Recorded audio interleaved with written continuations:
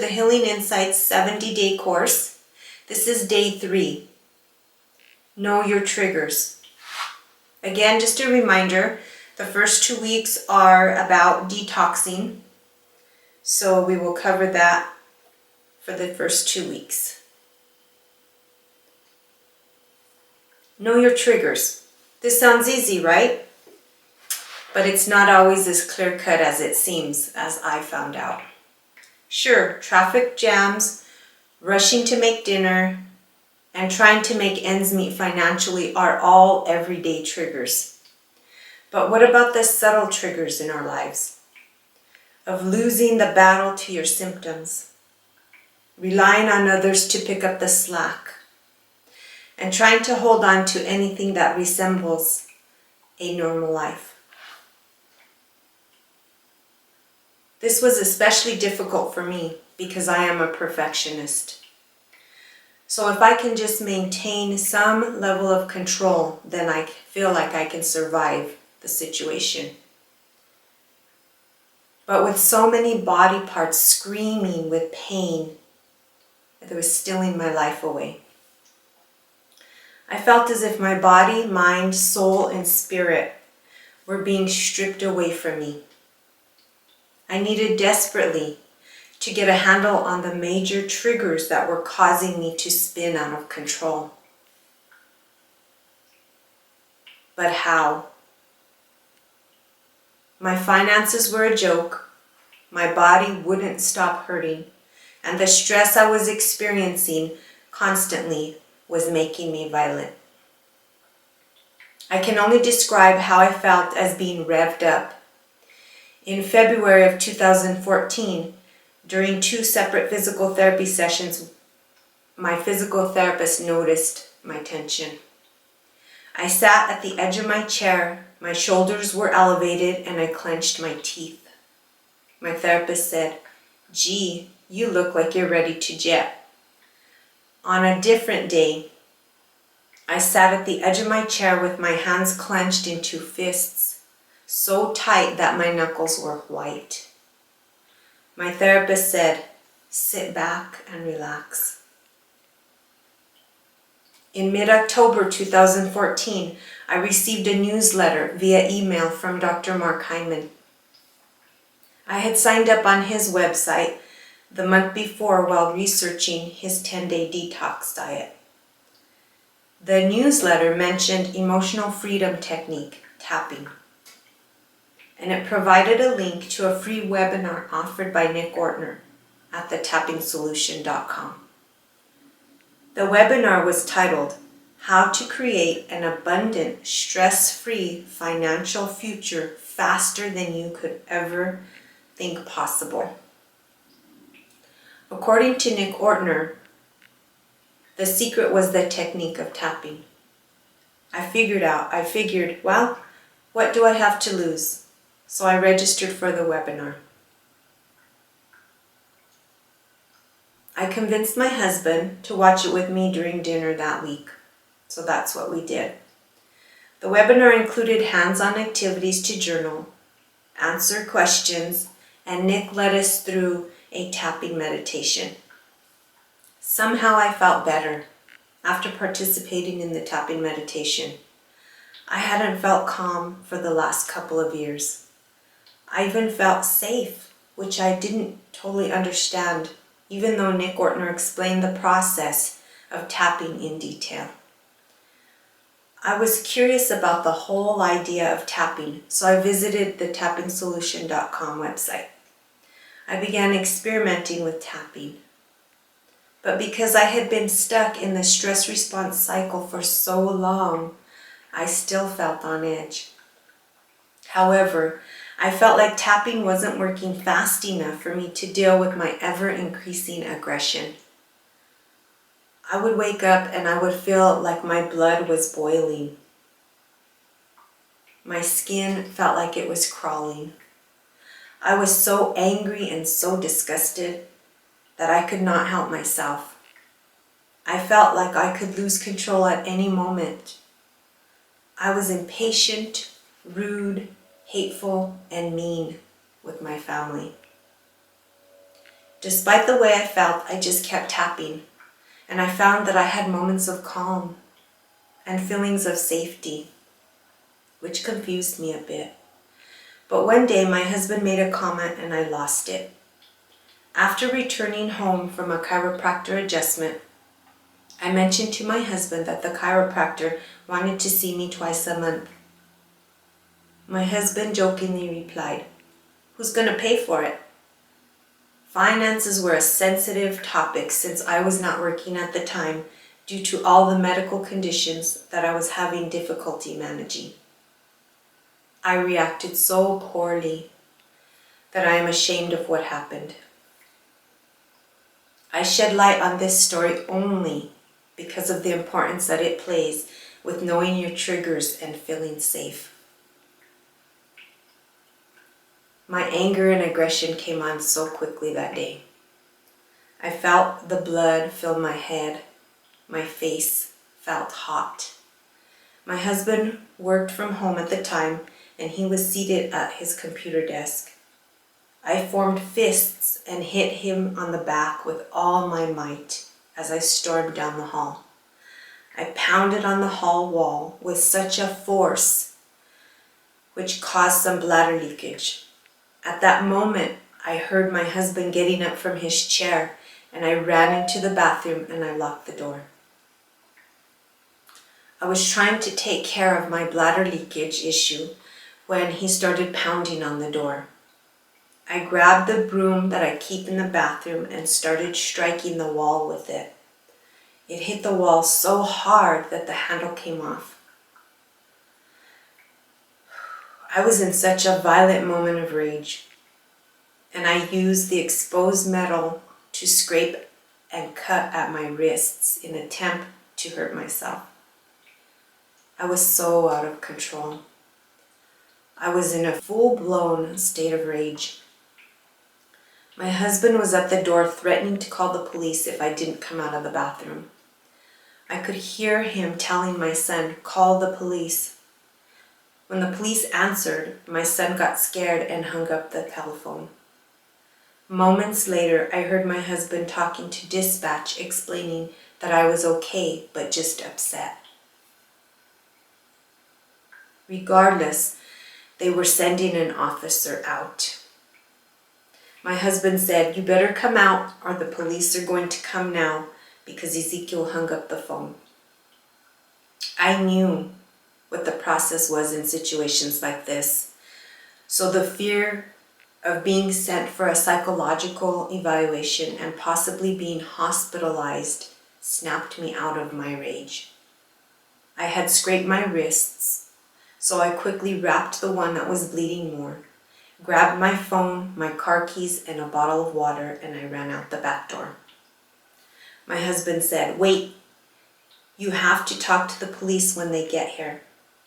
But that didn't stop me.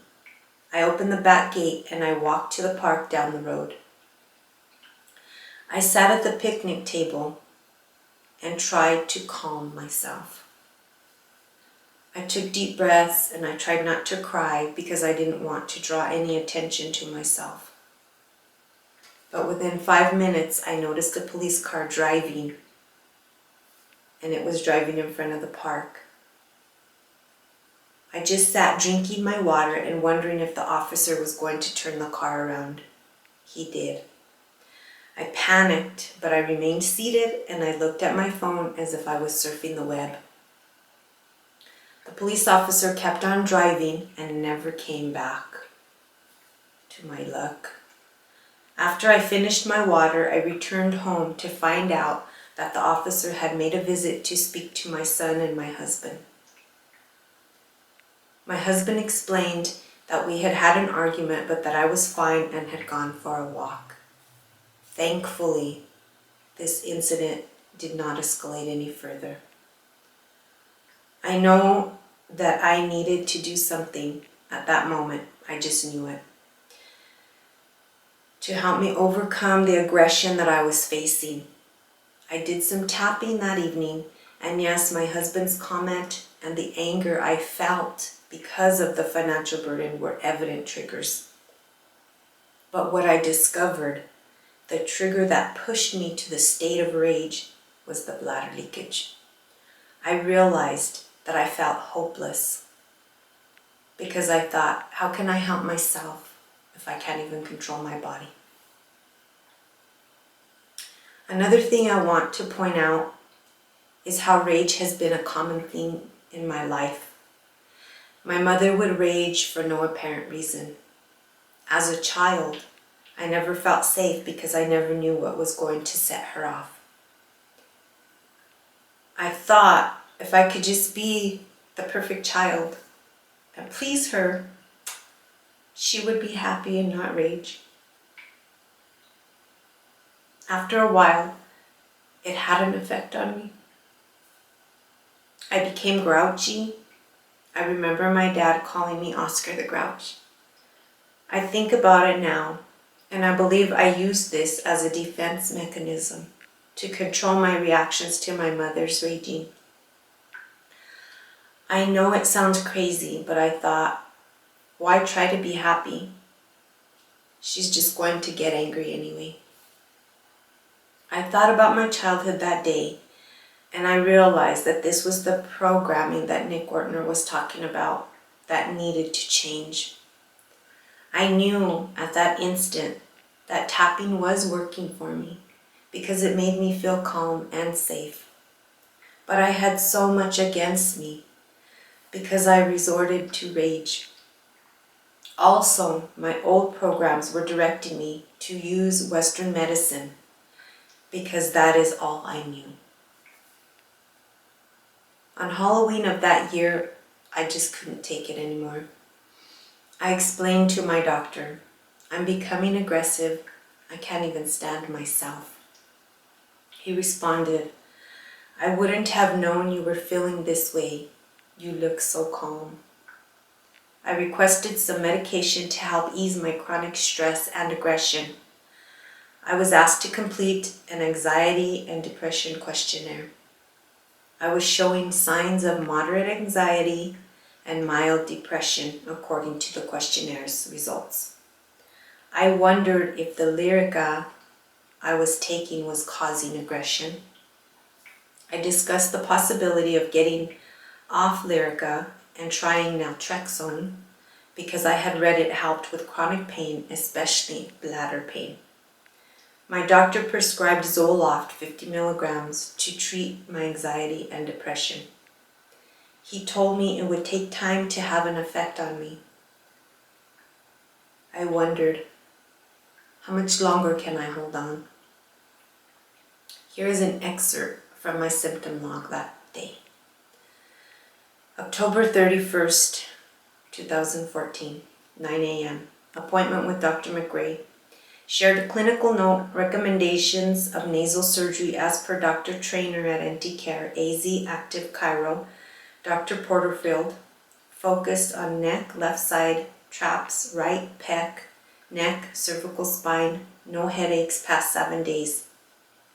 2 out of 7 days pre-headache symptoms, bilateral forehead massage, deep tissue stretches with Julie Wilson, massage therapist, focused on upper body, cervical spine, neck, bilateral pecs, Kempton and Nelson physical therapy, PT program focused on cervical spine, neck, right pec, and rib, number 4 and number 5. Continued spasms, right pec, 3 out of 7 days, erector spinae, 1 out of 7 days.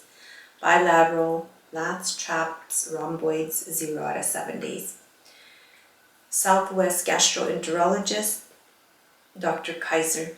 Recommended lab work to retest liver enzymes, endoscopy 11-3-14, to rule out peptic ulcer, pancreas, stomach, upper GI, large intestine. Diagnosis.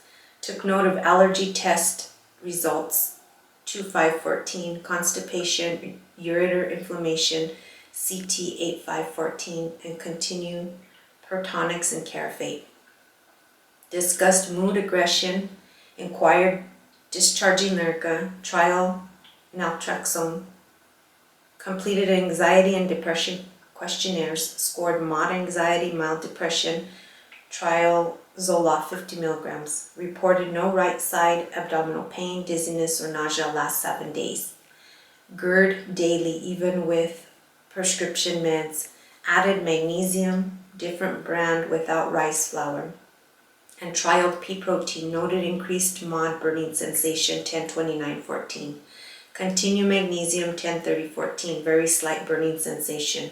Follow up with AZ asthma allergy, Nicole Engler, PA, to request test for food items noted in symptom log. Referral to Santan allergy and asthma, Dr. Jane, regarding request for nasal sinus swab culture due to continued concern for nasal sinus swab to rule out fungus and virus.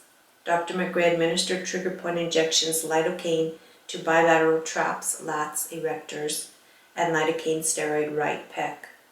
Follow-up 11-6-14 at 1 p.m. Weight 102 pounds, 0.2. Blood pressure 101/66. I figured maybe I could use tapping to bridge the gap from the old to the new. So I kept tapping. But every day I had a constant reminder of my actions. I see the dents on my walls in my bathroom. I feel tormented, guilty, and ashamed, and sad. I completed another self-development course that year. The topic was to make your house feel like a sanctuary. The activity was to remove any physical items that were causing you distress. I removed several items, but I did nothing to repair my bathroom walls.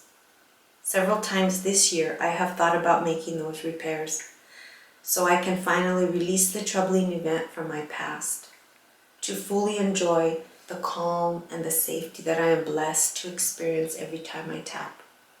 Please join me as I move forward with my life and restore my bathroom walls along with my body, mind, soul, and spirit.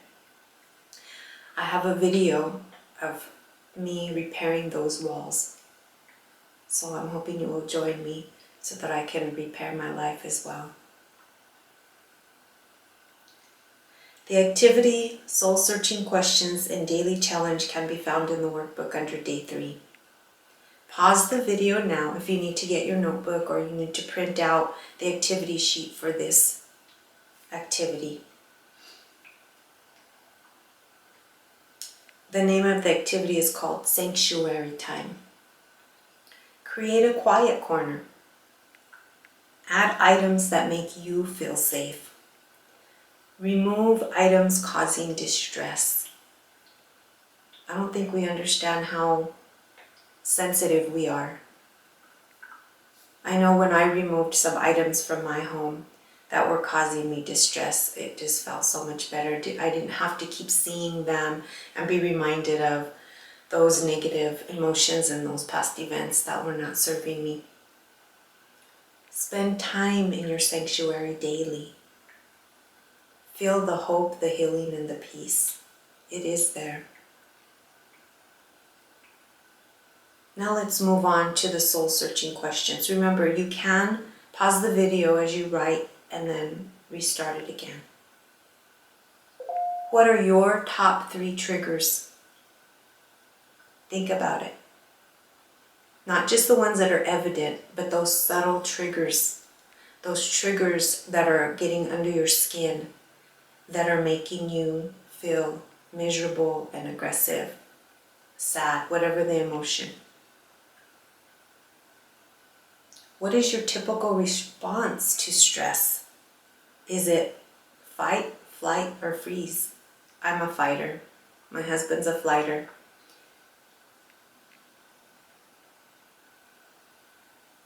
What part of your body hurts most when you are stressed? We don't associate our emotions with our pain, but we need to start. Think about what hurts you when you're stressed. For me, it was my shoulders, and I would end up with a migraine. Daily challenge. Turn hope into action. Tap, tap, tap. Tap on the collarbone point when you're actively experiencing the stress response. You don't have to say anything. Measure your stress level before and after you tap on a scale of 1 to 10. 1 being the lowest and 10 being the highest. Just make note of it, so that way you can see if you've shifted your energy any. Feel the calm and the safety. Again, tapping has been a wonderful technique for me. I want to talk about it a little bit more, because for those of you that did not complete my 5-step process for fibromyalgia relief, may not have gotten a detailed explanation of what tapping is. Tapping is emotional freedom technique, and it's called tapping because you actually tap on the meridians, the acupressure meridians of your body. So as I showed you in day 1, all of the tapping points, those are the meridians that you are stimulating so that you can send a signal to the brain and body that you're safe. It actually works on the amygdala, which is a small almond-shaped organ. It's a gland that is responsible for the stress response in your body. So when you tap on these meridians, you send a signal saying you don't have to be afraid, you don't have to be scared, you don't have to be upset. It calms the body and it helps you feel safe. So that way you're not in the stress response cycle. So when I say to just tap whenever you're feeling stress, I usually just use my collarbone point because it's easy to access.